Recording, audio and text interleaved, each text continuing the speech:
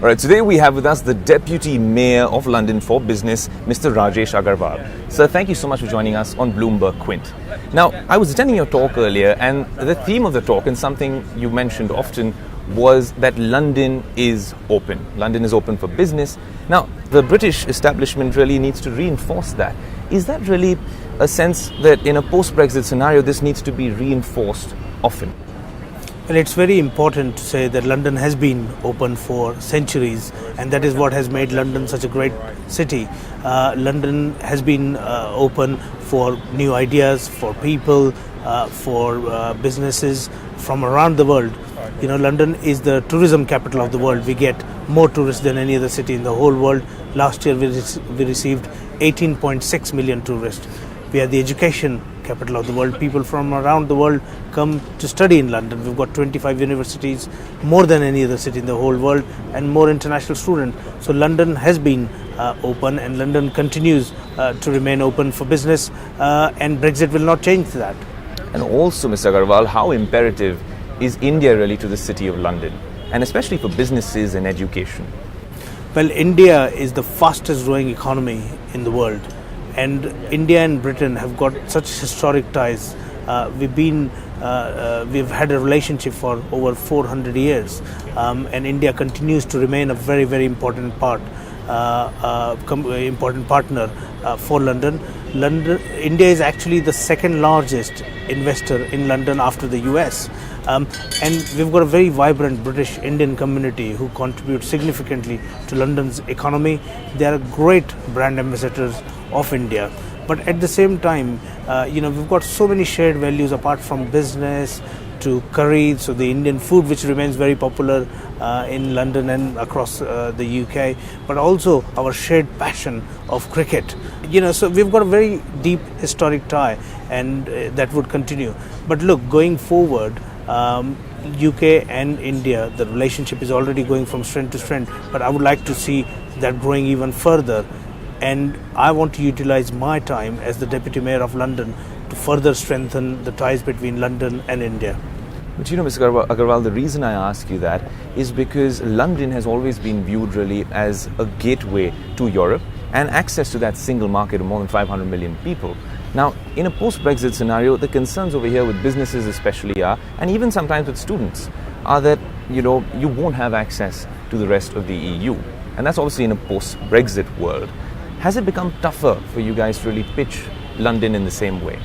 But for exactly that reason, we've been making a strong case to the government for continued access to the single market and passporting rights, because these are the two things which are extremely important for the businesses in London, and we've been making case to the Prime Minister for that. But yesterday I've also called upon the Prime Minister to relax the visa rules, because one of the reasons why London is such a great city is because it's a phenomenal talent pool. We've got best and the brightest from around the world that come to London for work and for business.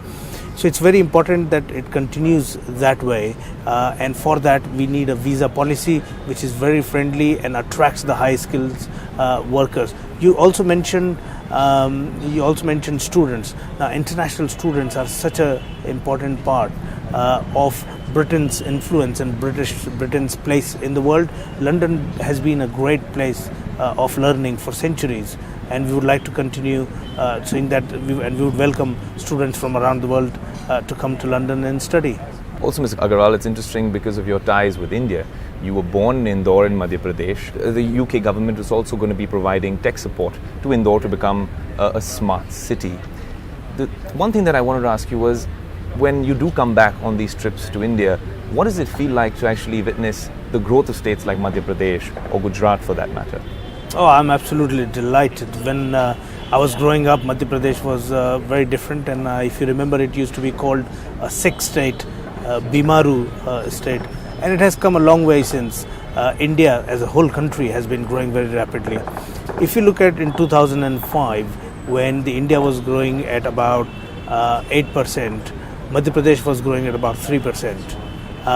And over a period of time, things have changed. In the last few years, Madhya Pradesh has been growing at over 10%.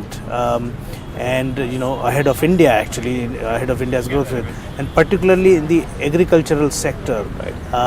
Madhya Pradesh growth rate is about 20%, which is extraordinary, which is not just highest in India, perhaps one of the highest in the world. So I'm quite delighted. Also, I remember in my childhood, every morning we used to open the newspapers, and electricity was a big problem. And in the newspaper, we used to open to look for from what time to what time there would be power cut. But that has changed. Now Madhya Pradesh has got surplus electricity. It supplies electricity to other states. So I'm absolutely delighted with the progress. And also at the age of 22, you moved to London. And you got into business and you ran a successful business before you got into politics. What was that transition like from Indore to London to business and now politics? It has been a great journey, I must say. I mean, I grew up in relative poverty. My mother was a school teacher. My father worked for the government. And I remember we used to sleep on the floors till the age of 10. We didn't have beds in our house. Well, I say house. We had one room. We used to all sort of sleep in. So it's been a great journey. I finished my education, moved to Mumbai for a short period before moving to London, where I was in a job for some time, and then I set up my own business, which went on to become one of the fastest growing businesses in the UK. But then I've always been interested in social change.